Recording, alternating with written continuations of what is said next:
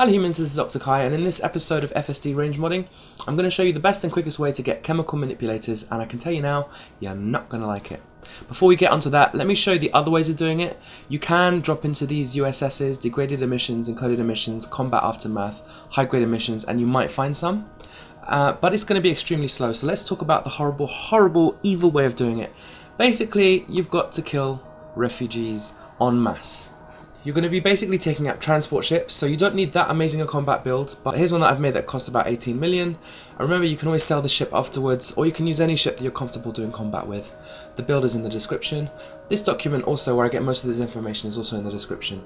So where can we find a good collection of transport ships? There is a new type of USS called a Convoy beacon. They are permanent and they are found in outbreak systems. Because you're going to be performing the act of murder on a continual basis, you probably want to go to an anarchy system. You could find that through trial and error on the galaxy map, or you could come to eddb.io/system, put in your starting location in the reference system, pick anarchy as the government, and then pick outbreak as the state, and you can find the nearest system to you that has those conditions and go and have a look. Once you found your system, head on over and take a look at the nav panel to see if you can find any convoy beacons. You need to be within 1000 light seconds of a convoy beacon to see it, so maybe head over to a planet that's beyond that range to see if it shows up. Now comes the ugly part. Basically, inside a convoy beacon, you'll find a convoy of refugees, and there will be a lot of transport vessels there, including up to 5 to 10 T9s almost every time you drop in. You need to basically take out the T9s, I'm afraid. It's an anarchy system, you won't get a bounty.